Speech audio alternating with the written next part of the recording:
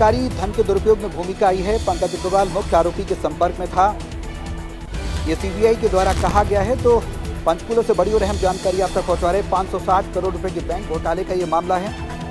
आरोपी आईएएस अधिकारी की जमानत याचिका खारिज की गई है।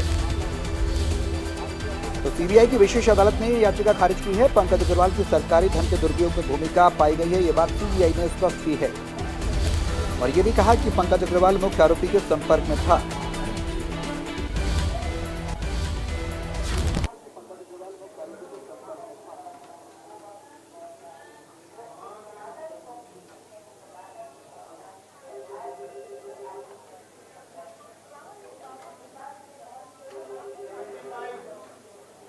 और इसी खबर पर ज्यादा जानकारी के लिए तारा ठाकुर हमारे सहयोगी इंडिया न्यूज के संवाददाता हमारे साथ लाइव जुड़ गए हैं। सीधे उनका रुख करेंगे। तारा, क्या कुछ जानकारी है? सीबीआई ने जो अब आरोप की बात कही जा रही है, आईएएस अधिकारी की जमानत याचिका खारिज करने की बात है, इस पूरे मामले पर जानकारी आपसे चाहेंगे। आईडीएफसी बैंक का घोटाला जो हुआ था, कहीं ना कहीं बड़े स्तर पर हुआ था और अब कार्रवाई किस ओर जा रही है?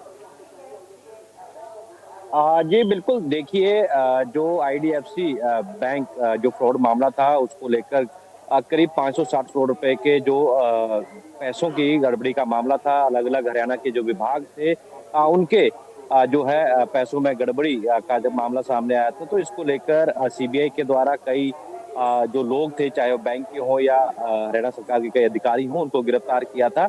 और ऐसे में इस जब मामले की जांच चल रही थी तो करीब 60 करोड़ रुपए का जो लेन देन था, जो गबन था, उस मामले में जो आईएएस अधिकारी हैं पंकज अग्रवाल, उनका नाम भी सामने आया था। तो उनको जो है सीबीआई के द्वारा गिरफ्तार किया गया था। रिमांड के दौरान पूछताछ भी की गई थी, लेकिन इसी दौरान जो है लगातार जिस तरह से सीबीआई अलग अलग विभागों के जो बैंक खातों में गड़बड़ी हुई थी उनकी जांच कर रही है। ऐसे में जो आईएएस अधिकारी हैं पंकज अग्रवाल, उनके द्वारा एक जमानत याचिका जो है वो सीबीआई कोर्ट में लगाई गई थी। उसमें अपना उन्होंने पक्ष रखा था कि उनका जो रोल है सिर्फ जो बैंक खाता है उसको बदलने का है, उसको ट्रांसफर करने का है, लेकिन सीबीआई के द्वारा इसमें जो है अपना पक्ष रखा गया था कि इसमें सिर्फ बैंक खाता बदलना नहीं, इसमें जो पैसों की गड़बड़ी हुई है, गबन हुआ है, उसमें भी जो है अहम भूमिका जो है उनकी सामने आ रही है। तो इसको लेकर अदालत में जो जमानत याचिका लगाई गई थी उसे जो है सीबीआई कोर्ट के द्वारा खारिज कर दिया गया है। तो कहीं ना कहीं पंकज अग्रवाल जो आईएएस अधिकारी हैं उनको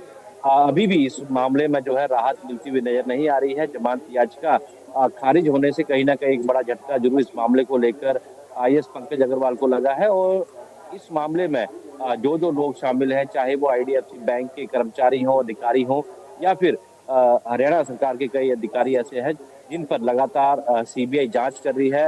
लगातार पिछले दिनों में कई लोगों की गिरफ्तारी हुई, उन्हें पूछताछ की जा रही है, कई दस्तावेज जो है सीबीआई के हाथ लगे हैं। तो फिलहाल अभी इस मामले में जो है जमानत याचिका खारिज होने के बाद एक झटका जरूर आईएएस अधिकारी जो है पंकज अग्रवाल को लगा है। तो अब इस मामले में सीबीआई आगे क्या कार्रवाई करती है, किन किन लोगों से और पूछताछ कर सकती है, क्योंकि ये भी कयास लगाए जा रहे थे कि कई बड़े अधिकारियों के नाम अभी सामने आ सकते हैं। लेकिन फिलहाल अभी इंतजार करना होगा, जैसे जैसे सीबीआई की जांच आगे बढ़ेगी और जो जो लोग इस पूरे 507 करोड़ रुपए गबन मामले में शामिल हैं उनकी गिरफ्तारी संभवतः हो सकती है। अब तारा, ये जानकारी भी चाहेंगे आपसे, जो कार्रवाइयाँ हो रही हैं, जो नाम लगातार निकलकर इसमें सामने आ रहे हैं, उसमें अग्रिम कार्रवाई और कुछ क्या कुछ देखने को मिल सकती है? अगर आगामी कार्रवाई की बात करें तो तमाम बड़े नाम हमने देखे इस आईडीएफसी बैंक घोटाले में निकलकर सामने आए हैं। आरोप भी उनके आरोपों के दायरे में आए, लेकिन अगर आगे की अग्रिम कार्रवाई की बात करें, आगामी कार्रवाई की बात करें, तो अब जो रिपोर्ट है क्या कुछ दाखिल की जाएगी सीबीआई के द्वारा? क्योंकि कोर्ट ने जमानत याचिका खारिज कर दिया, कोई विकल्प है कानूनी तौर पर क्या जो आईएएस आरोपी हैं उनके ऊपर? जी बिल्कुल, देखिए अभी जो जमानत याचिका है वो सीबीआई कोर्ट में लगाई गई थी, जिसमें कोर्ट ने वो जमानत याचिका खारिज कर दी है। तो अब आगे हाई कोर्ट जा सकते हैं या फिर और जो है इस मामले